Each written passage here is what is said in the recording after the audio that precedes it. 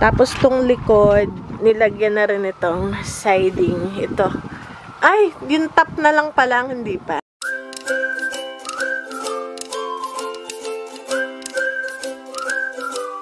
So, if you guys haven't tried that coldest water bottle, I'll link it in the description box below. Perfect to any season, kahit winter, summer, fall. Kaya ngayon, nung nagtrabaho ako, dala ko to. Ito yung tinutungga ko. Pero kung mainit yung lugar nyo, kasi dito sa Amerika merong kahit winter, mainit ang lugar. So, perfect pa rin to kahit saan. Kahit ang season, baunin, sa picnic or something. So yun guys, if you're kung first time kayo na gusto nyo mag-avail ng coldest water bottle, I have a 10% coupon code FIL, F-I-L. At also join my giveaway. I think it's still open. Link in the description box below. Tikman natin yung niluto ko na green bean. Perfect siya with salmon. Ayun. Ang yummy. Sobrang sarap.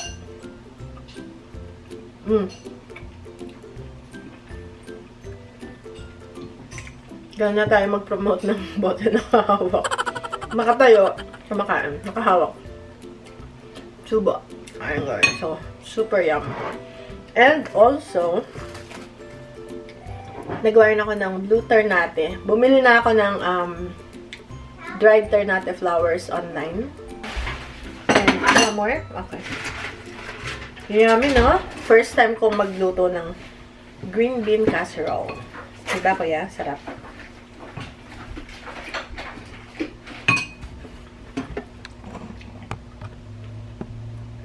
Yummy.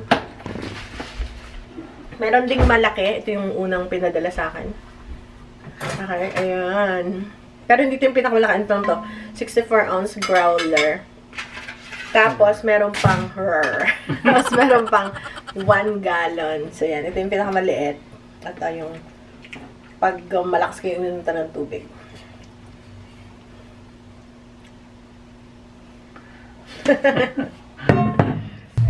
Yan, may pinto na.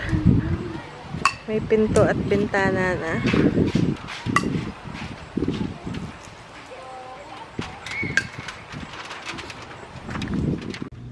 Maulan. Naku, mabababad yung kahoy. Sa ulan, mabababad. Oh. Dati guys, nag-ano lang sila, kakain lang. Kakain lang sila. So, ito na yung itsura. Yan, may wall na dito. Pero babalik sila. Guys. Ayan, may wall na. Sasarhan to. Hindi ko alam nasan yung ibang mga... Ito yung tinatapos nila. Ito. Isasara na yan. Ito yung pinto. And then, ito na yung natapos nila na. You did? Ito na yung side. Yes! Ay, tapos ito yung connection nitong para mas ano siya, hindi malakaran, hindi mabali yung tubig and then yung connection sa tiny house para hindi siya nagagalaw. Ayan. Ito yung sunod na lalagyan ng siding, yung side kagaya dun sa kabila. Hindi pa sila tapos. Ganto rin. So, yan. So, ito yung pinaka-protection. Itong nilagay na ganto. Protection para dito sa kahoy. Kasi yung huling may-ari, ang ginawa niya, yung kahoy is pininturahan. Tapos, siguro nga kasi nga nagpipil, pangit tingnan. So, nilagyan ito. Kaya lang tinanggal na yung luma. Ito na yung bago. So, yan. Dumating ngayon yung magagawa. Itong mga basura na to, guys. Basura na to lahat. Tapos, yan na. Yan ang itsura. Lalagyan pa daw dyan doon para kung ano. Yung design doon sa taas. Ayan na. Okay, ito na guys yung si Ben. Ito na yung banyo. Ito yung banyo. May frame na. Wow, look. Ang tibay na, oh. It's strong, huh? Look at that. Tapos yan, tapos na yung taas. Matibay, oh. Grabe. So, tibay. Yan, guys. Teka, mami. Yan si Mother. Binibisita ang kanya. Uy, may live wire dyan. Baka kayo So, yan. Yun muna yung pansamantalang kuryente. Ayan. Tapos, ito na. Yung pa rin naman pala. Pero, ano yung ginawa nila? Yun naman, nilagyan ng ano, ayan, oh. Parang pinatibay pa siya lalo kanina. Ito lang. Wala nitong mga ito. So, ngayon, mas tumibay pa siya lalo. Ayan. Pinatitibay talaga siya. Yung bubong, syempre. Super matibay. So, ito guys, yung mga tatapon. Magaganda pa yung kahoy na yan, oh. Kumuha kami dyan pang gatong. So, ito na guys, yung update ko sa ng tatay kung makita. So, ina-update ko sila. Ayun yung malalaki ito. Ito yung malalaki para sa walkway. Okay, so naikasa na yung mga naikasa na yung mga electrical socket, yung mga saksakan. Ito sa ref, ito sa kusina, yan sa gas range. Tapos yung isa pa sa exhaust yata yun. Tapos ito switch yata, ito switch sa ilaw. Ito naman dito is yung water heater dito lalagay. Tapos parang cabinet to, pwede rin lagyan ng mga tuwalya, ganun. Para sa banyo. Ayan. Tapos, so ito yung living room. Nilagyan na nito na frame man na. May saksakan ulit dito. Saksakan doon. Saksakan doon. Tapos ito yung frame sa kwarto. So, papasok na tayo sa kwarto agad. So, yun yung kusina. Itong pinto dito to, sa front. Tapos, ito yung living room. Sa kabilang side, may bintana. And then, ito yung kwarto. Pero yung wall hanggang dito. Lalagyan pa yun ng wall. Tapos, pocket door lang. Yung hindi na para tipid sa space. Yung ni-slide lang yung door. Tapos, ito na yung kwarto. Okay? Tapos, ito yung banyo. Ano rin yan? Malaki rin yung pinto kasi pocket door din para tipid sa space. Dahil maliit lang. Tapos, ito yung shower.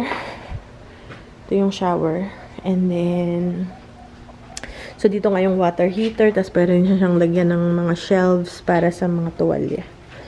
And then, dito naman sa kabilang side, ito yung connection para sa lababo. Sink sa banyo. Ito yung sa inodoro. Ayan. Yan yung buong banyo. Okay? Tapos, ito yung parang walk-in closet. Laundry. Laundry area. Ito. Pinatibay siya. Ito yata yung, hindi ko alam kung para sa filter. Tapos, ililipat na yung heater tsaka aircon dito. Tapos, parang, ewan ko ba? Basta. Tapos, dito naman. Dito yung washer-dryer. Yan yung saksakan. Ito pa. Tapos, pinalagyan ko ng sink dito. Extra sink. Pina-add namin. Sink. Na laundry sink yung malalim. Parang sa tiny house. Tapos, ayan. So, ito, pwede itong lalagyan ng mga damit. Hangeran. Hahanger yung mga damit. Tsaka shelf also. Ayan. Tapos, yung ito parang kortina na lang yung ilalagay dito. Pangsara. Kortina na lang. Okay, kasi hindi na pwedeng door dahil malit ang space eh. So, yain ang open siya, tapos kortina na lang. Second door, palabas. Okay, tapos lalagyan dito ni Daddy Mike ng patio. Ayan. So, tatanggalin na yun. Wala na yun. Kasi, ililipat na yun sa likod. So, naglilinis. Daddy's cleaning already. Ayan, may door dito sa labas, sa may kwarto. And then, magkakaroon dito ng patio. Parang yung dito sa tiny house. Si Daddy na lang gagawa. Kasi to si Daddy Mike ang gumawa nito. So, ganyan din patio. Para merong makalabas. Kasi maganda doon na sikat ang araw. Okay? So, alright guys. Aray ko, sakit ng aking tuhod. Update. Okay, so yan na.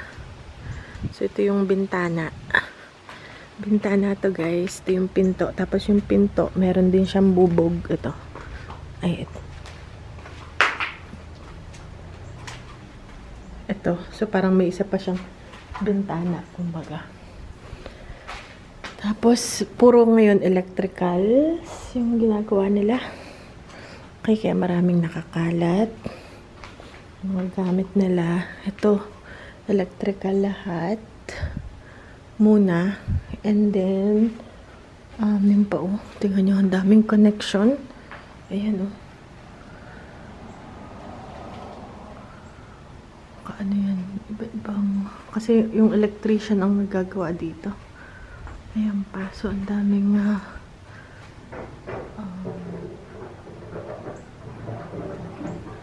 dito pala sa likod. So, punta muna tayo dito. So, ito na guys. May balot na. Tapos, may bintana na rin dito sa harapan. Okay. And some other. Check. Windows are tinted like we're in December. Tinted yung window so hindi ka kita sa loob masyado. Pero kita mo sila sa labas. Oh yeah, that's true. So, pinto na lang oh. Okay, very nice. So, ito yung living room. Ito na naman tayo. So, ito guys yung living room. Kaya hanggang dito yung living room. Maliit lang siya kasi maliit lang naman yung bahay. Itong garage, maliit lang. And then from here, dito ilalagay yung ref. Dito yung ref. And then, dito may counter doon. Tapos dito yung lutuan. Tapos counter space dito. So, yun. Tapos, ito yung kwarto nila. Sinara ang pinto. Hindi ko alam baka siguro dahil yung hangin. Malakas. Lalagyan pa ng doorknob eh. So, ngayon, ang inisikaso muna yung mga wires, mga electrical wires, ayan. Tapos, tong likod, nilagyan na rin itong siding. Ito. Ay, yung top na lang pala, hindi pa. Pero itong buong side is done. Yan, may ganito na rin. Kasi uniform siya eh. Yeah, looks a lot nicer. Yes. Good job. Okay, yung pa. So, yun na lang palang top yung pinaka-triangle. Yun na lang yung wala. Really nice, ha? Good job. Okay. Right here. Yeah. To change to auto. And then push plus to make it the temperature higher. Then push the right side.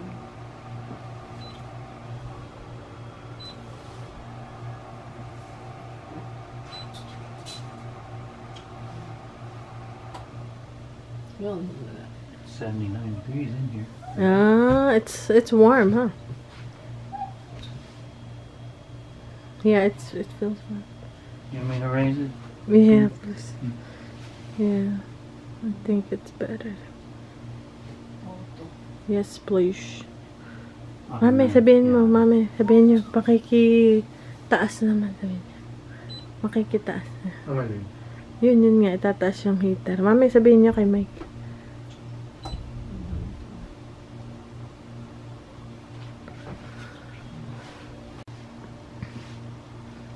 What happened if I turned it off so I can raise it up. sa jumping tayo? Dahil itataas. Itataas. Hindi mo. Wala kang binubuhay. Hindi, binuhay muna dahil sabi niya hindi nainit. Uminit na. So,